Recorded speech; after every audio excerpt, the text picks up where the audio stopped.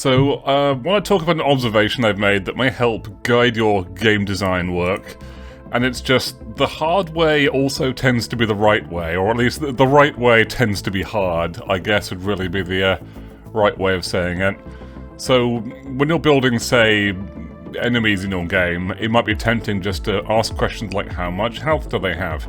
How much damage do they do? What's the rate of fire on their weapons? Stuff like that. And those are all kind of easy questions in a way, or at least they're easy to understand, they're easy to change, they're easy enough to implement.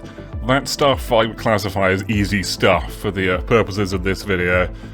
But then there is also more difficult questions that are normally going to make the difference between your game being good and your game being kind of blah.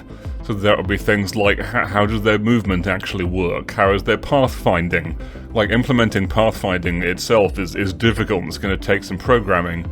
Or things like, if they're shooting bullets at you, what conditions exactly do they shoot those bullets at you? Do they have a second of noticing you before they start firing? Just, do they have line of sight? Just all that stuff is kind of a bit more complicated to think about, and it's definitely more complicated to implement as well. And the point being that the stuff that makes your game good tends to be these more complicated questions. And if you're new to game development, you might find that you're more used to being a player than a developer, and you're more used to thinking about, you know, how many shots does it take to kill the enemies or something, when what you should really be thinking about is everything else, and everything else gets complicated fast. Do you know that the harder thing to do and the right thing to do are usually the same thing? For instance, let me just try and show this principle in action. When I was making Malphas, the first boss in Super Space Galaxy, thanks for asking, I wanted to have this system where he gets more powerful as he takes more damage for a bunch of reasons.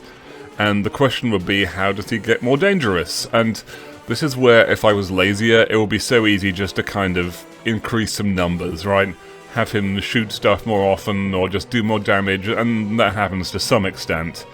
But I did it in a more difficult and interesting way, and I think that's another thing, like, the more difficult stuff to implement is also going to be more interesting. Like, I wish it wasn't that way, but it seems like the more complicated something is to implement, kind of the more interesting it's going to be to experience as well. So I made his moves improve in different ways. I think the fireballs come out faster. The wing shots, I believe, get more powerful, and then I think so do the starburst ones. I don't know anymore, but I think they all upgrade in different ways. And the wing blade things that come off him, the green shots, I made it so they come out more often. But they've also got a bunch of different types of shots and things that come in, so it's more expensive and more difficult to make new types of attacks. But it's also more interesting and more fun, so I think that's kind of it. It's just this tension between the stuff that's easy to do is likely to be relatively boring to experience, and then if you want to make an actual fun, interesting game, you're going to have to dig into stuff that's harder to understand and harder to implement, and that's where the real meat of being a game developer comes in. And maybe this is also seen in the story of the plasma globes, which I hope is finally over, but they've had a long journey, so I'm glad I made them as well. This might show how the hard-working approach pays off. The plasma globes started off as these homing balls designed to gravitate towards the enemies, and to begin with they were kind of lousy. I got some bad reviews out of them because they would gravitate, and as can happen with these gravitating things, they could just get stuck in orbit around enemies. They were kind of dumb, they could miss, and it just didn't seem like a very fun gimmick.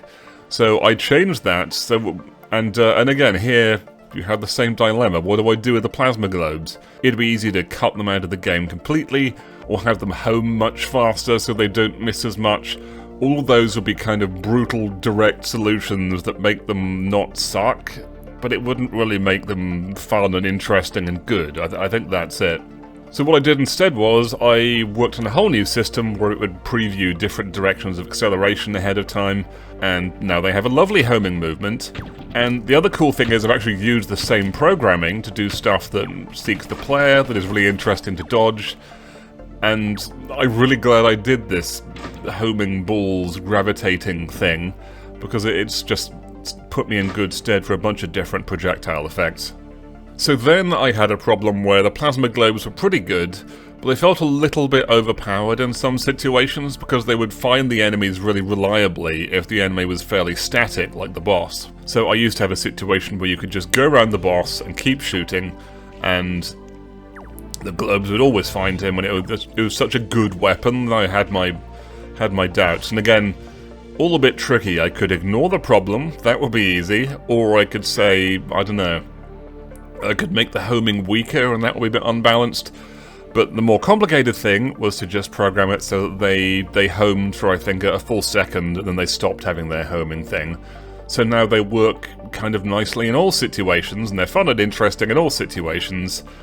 And again, I think that's a real victory for making something interesting by just going for the less obvious quantities and the things that are a little bit harder to design and less obvious. And I think you'll know you're in this territory if you're just having to ask harder questions, or even if you're not sure what question to ask. I think that's also a good sign. That also shows that you're in this harder territory of doing the stuff that's actually going to make a fun game. Anyway, I hope that illustrates the principle. I think the idea is that if you want to make something interesting, if you want to make something that stands out, that pretty much means doing something new, and it also means making something that's complicated enough to be interesting, and that normally takes quite a bit of work. And I may make another video about this territory of kind of the uncertainty you have to handle if you want to make something interesting, but that will be another video, I think. Until then, goodbye, and let me enjoy my tea. Most indie game devs never finish their game. Why? No structure, no accountability, and no support.